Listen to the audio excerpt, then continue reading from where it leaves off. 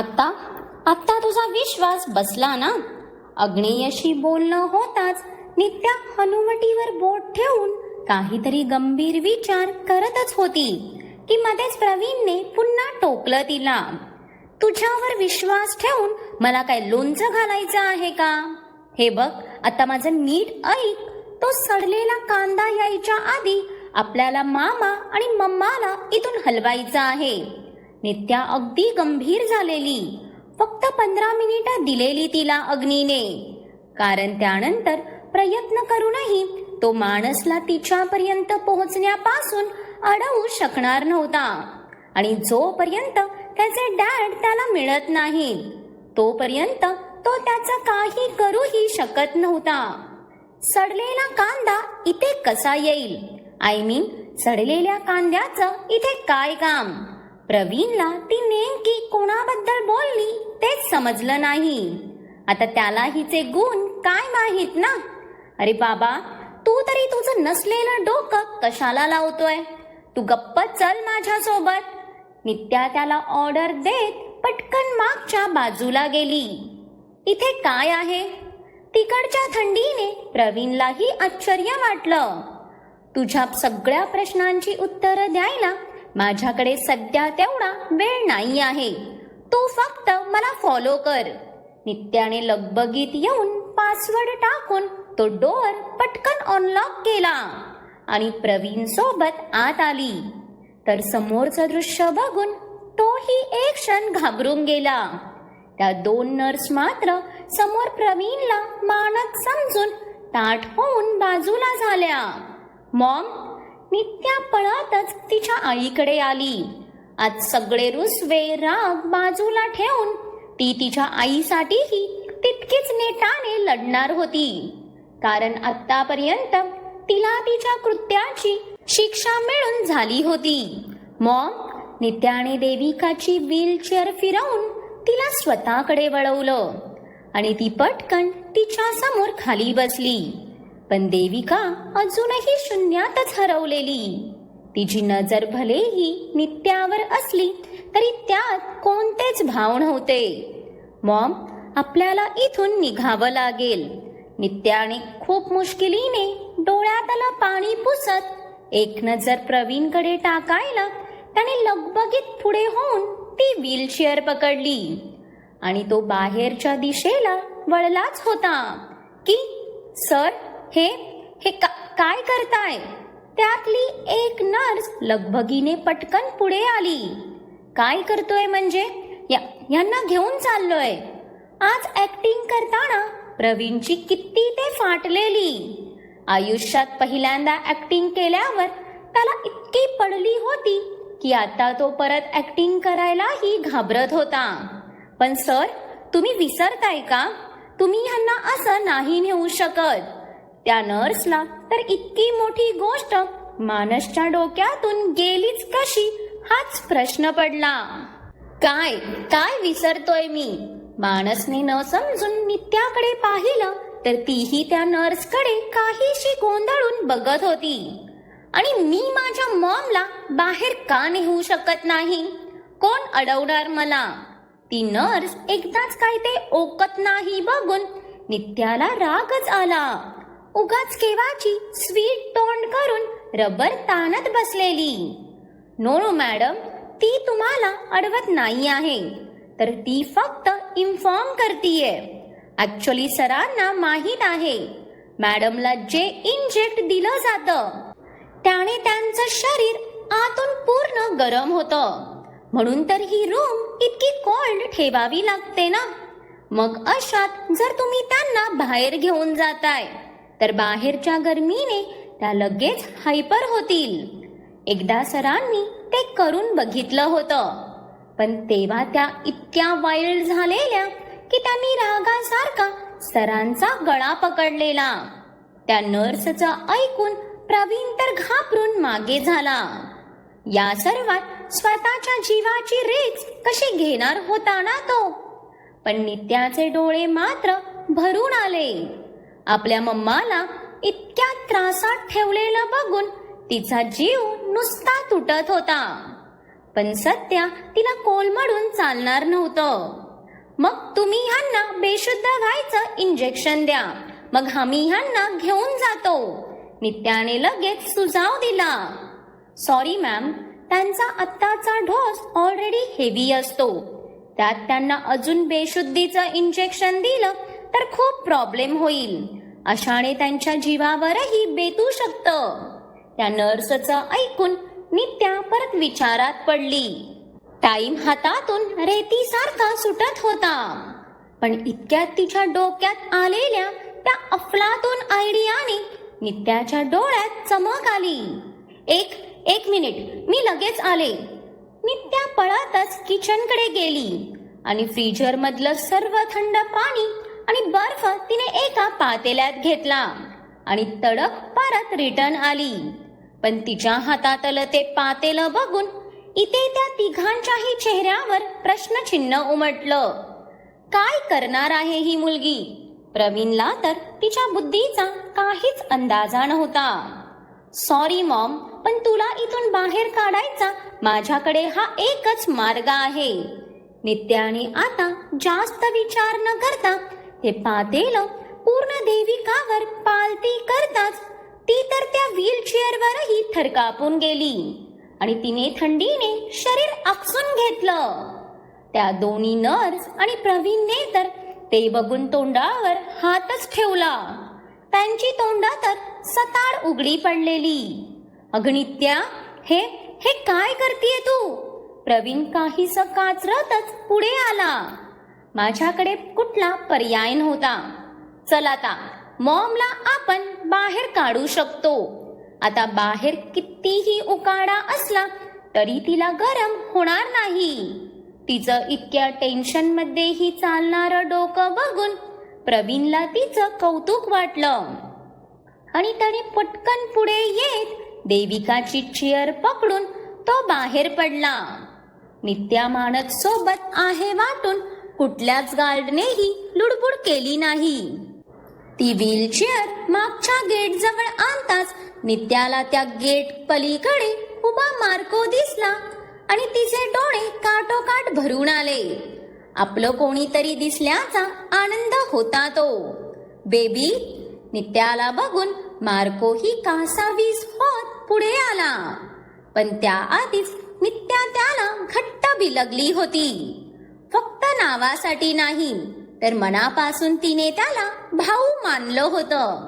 Baby, तुम्ही ठीक आहात ना? मार्कोने तिच्या डोक्यावर प्रेमाने थोपटत जडकंठाने कसबस तिला विचारलं. मागच्या 2 वर्षात त्यांचा बॉन्डही चांगला स्ट्रॉंग झाला होता. मी ठीक आहे दा, पण तुला मॉमला लवकरच हॉस्पिटलाइज करावं लागणार. नित्याने देविकाची व्हीलचेअर मार्कोकडे सरकवली तसा तोही देविकाकडे बघून शॉक झाला. पण आता जास्त काही रिॲक्ट करण्याचा टाइम त्याच्याकडेही नव्हता. ओके बेबी, मी मॅडमला पुढे पाठवतो. तुम्ही पटकन मोठ्या सरांना घेऊन या, मग आपणही इथून बाहेर पडू. मार्कोच्या सांगण्यावर नित्या प्रवीण सोबत तडक मागे फिरणार की तोच तिच्या हाताच्या बोटाला हलका हिस्सा बसला. तिने मान झुकवून पाहिलं तर देविकाने तिचं सर्वात छोटं बोट पकडलं होतं. मॉम, डोंट वरी, मी लवकरच तुझ्याकडे येईन. सेन्समध्ये नसूनही जणू त्या आईने आपल्या पाडसावरचं संकट ओळखलं होतं. नित्या, आपल्यालाही पटकन इथून निघावं लागेल. प्रवीण नित्याशी बोलतच होता की ती त्याला घेऊन मानसच्या रूम बाहेर आली. प्रवीण, इथे तुझा चेहरा पटकन स्कॅन कर. नित्याने त्याला फेस डिटेक्शन कडे खुणवताच तोही पटकन पुढे आला आणि त्याने अग्नेयने सांगितल्याप्रमाणे त्याचे डोळे बंद करून स्वतःचा चेहरा समोर केला. कारण त्या स्कॅनर मध्ये त्याचे डोळे इशू क्रिएट करू शकतात हे अग्नेयला जणू आधीच माहीत झालेलं. नित्याचं हृदय तर जोरजोरात धडधडत होतं. ती सिस्टीम प्रवीणचा फेस स्कॅन करायला टाइम लावतीये बघून तिचा जीव घशात आलेला. जर हा अटेम्प्ट फेल गेला तर नक्कीच ह्याचं नोटिफिकेशन मेसेज मानसला जाणार होता आणि तिथेच गडबड होणार होती. इकडे अग्नेयही त्याच्या स्टडीमध्ये प्रवीणच्या फोनची वाट पाहत बसलेला. त्याला मार्कोकडून देविकाला बाहेर काढल्याचं समजलं होतं, पण आता त्याच्या डॅड सोबत नित्या बाहेर पडल्याची न्यूज त्याला हवी होती. विष्णूही त्याच्या सोबतच होता, तर आरवने त्याच्या सर्व फॅक्टरीमध्ये हडकंप माजवलेला.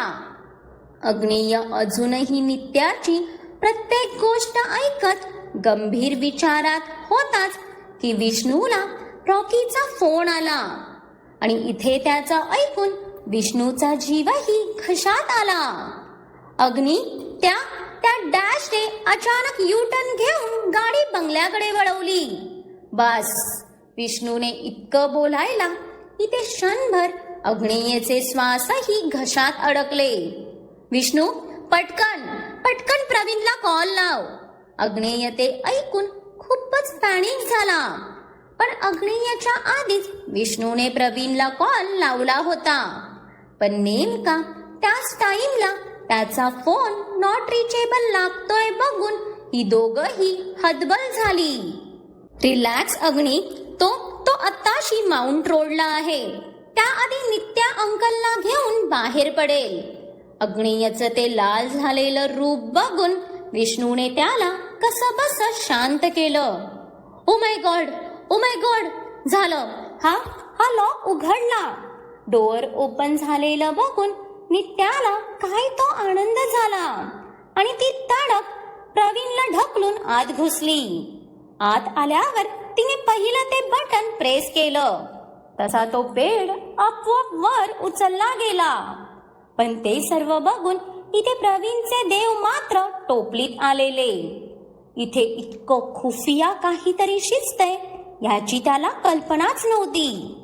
त्यात तो माणस इतका नीच आहे ह्याचा तर तो स्वप्नातही विचार करू शकत नव्हता. बेडवर होताच नित्याने पटकन तो पासवर्ड टाकून ती प्रवीणला घेऊन खाली आली. त्याला तर कुठल्या ट्रेजर हंट मध्ये आलो असं वाटत होतं. त्याला बघून सर्व डॉक्टर तडक लाईनीत समोर आले. डॉक्टर्स, मला सांगा, इथून नक्कीच बाहेर जाण्याचा कुठला तरी अजून एक रस्ता असणारच ना? नित्या अगतिक होऊन त्या डॉक्टर्सकडे बघते, पण ते बिचारे या प्रश्नावर मानसकडे बघत 4 पावलं मागे झाले. अरे, तुम्ही त्याला काय घाबरताय? तो काही नाही बोलणार, पण प्लीज लवकर सांगा. त्या लोकांच्या चेहऱ्यावरची भीती समजून नित्या त्यांच्यावर ओरडलीच. तिला काहीही करून तिच्या मामाला बाहेर काढायचं होतं. मॅडम, हा प्रश्न तुम्ही आम्हाला विचारण्याऐवजी सरांना विचारला तर बरं होईल. त्यातला एक डॉक्टर अदबीने मान खाली घालून हळू आवाजात बोलला. तसा नित्याच्या सहनशक्तीचा अंतच झाला. अरे बाबांनो, तुमचे सर येता येता डोक्यावर पडले आणि सर्व विसरून गेले, म्हणून तुम्हाला विचारतीये ना मी. नित्याने त्या डॉक्टर्सना धारेवर धरत प्रवीणकडेही रागात बघितलं, कारण आत आल्यापासून तो घाबरून सुंभासारखा उभा होता. तू काही बोलण्याचे कष्ट घेशील का? नित्या त्याच्यावरही भडकताच प्रवीणची तंद्री तुटली. हो. अरे डॉक्टर्स, मॅडम जे विचारतात त्याची उत्तरं द्या ना. प्रवीणने चिडण्याचं नाटक करत त्या डॉक्टरांवर नजर रोखली. तसा त्यातला एक डॉक्टर हडबडीत पुढे आला आणि त्याने एका वॉल जवळ जात तिथे त्याचा हात स्कॅन करताच तिकडची भिंत आपोआप स्लाइड झाली. तसे इथे मानस आणि नित्या शॉक झाले. या माणसाचं घर खरंच एक भूतिया बंगला वाटत होता त्याला. हुश, भेटला डोर. नित्याचा तो उत्साही आवाज बघून इथे अग्नेयलाही हायसा वाटलं. आता ती दोघंही सुखरूप बाहेर पडतील या विचारात त्याने नुकताच श्वास घ्यायला. नित्या, इकडे माणसाचा आवाज त्या बंगल्यात घुमला.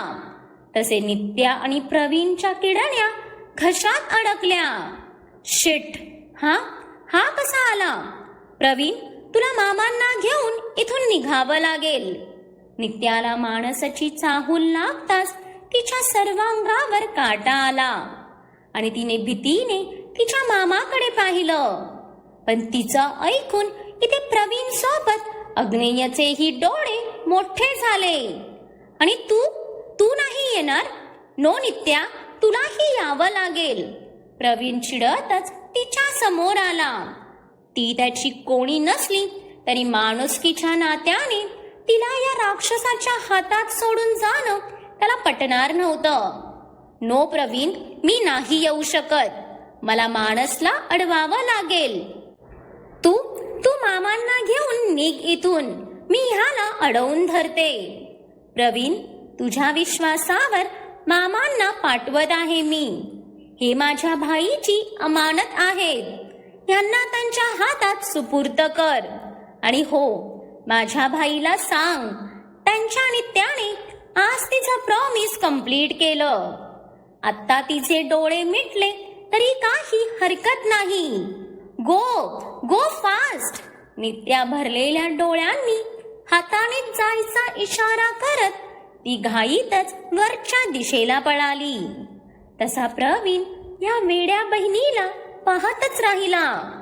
खरंच आज एका बहिणीने तिच्या भावाला जणू ओवाळणी दिली होती. ते बघून त्यानेही रडतच मामांना त्या डॉक्टरच्या मदतीने बाहेर काढलं.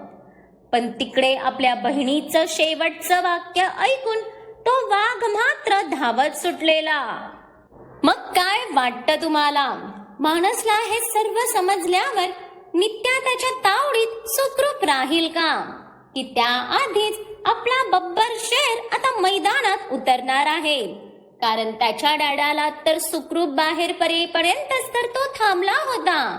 पण आता ह्या वादळाला कोण अडवणार ना? आणि प्रश्न जर आता त्याच्या माणसांचा आहे तर आता कायच बोलायचं. त्यामुळे पुढचा थरारक भाग पाहायला विसरू नका. आणि आजचा भाग कसा वाटला हे मला कमेंट्स करून नक्कीच सांगा. आणि आवडला असेल तर लाईक्स आणि शेअरही करा. आणि ज्यांनी कोणी अजून माझ्या चॅनलला सबस्क्राईब नाही केलं त्यांनी आठवणीने सबस्क्राईब करा.